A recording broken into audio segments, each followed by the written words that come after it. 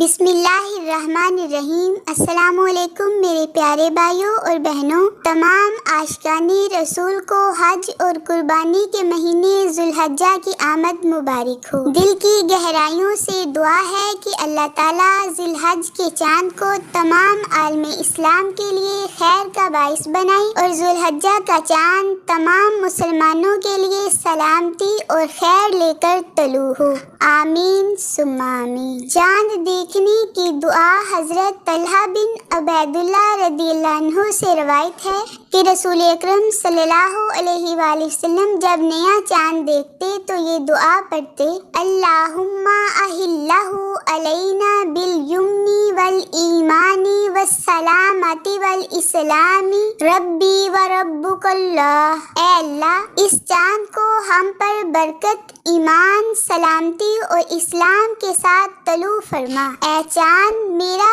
اور تیرا پروردگار اللہ ہے۔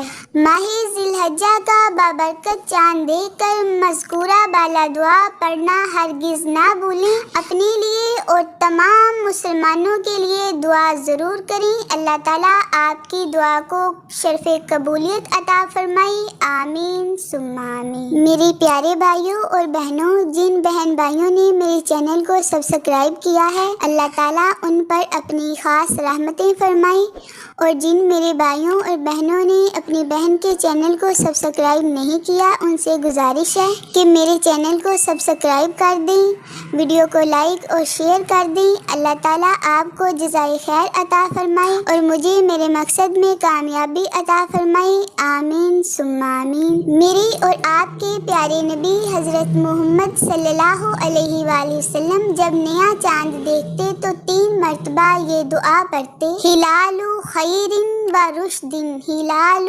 خیر و رشد، ہلال خیر و رشد، آمنت بالذی خلق۔ یہ بلائی اور ہدایت، نیک اعمال کے رہنمائی کا چاند ہے۔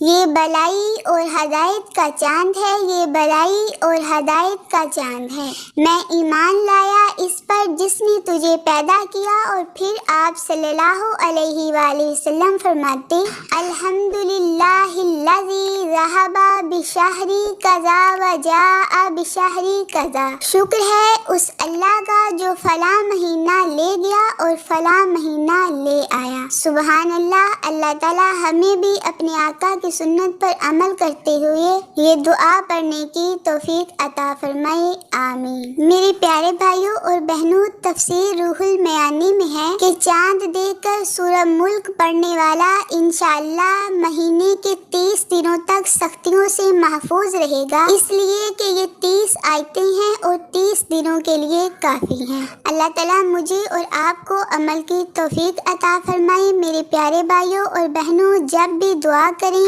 اور خاص تہوار پر دعا کریں تو اپنی دعاؤں میں اپنے عزیز و اقارب اور اپنے پیارے نبی کی تمام امت کو ضرور شامل کیا کریں۔ اللہ تعالیٰ آپ کی اور میری تمام حاجات کو اور پوری امت مسلمہ کی تمام حاجات کو پورا فرمائے، آمین ثم آمین۔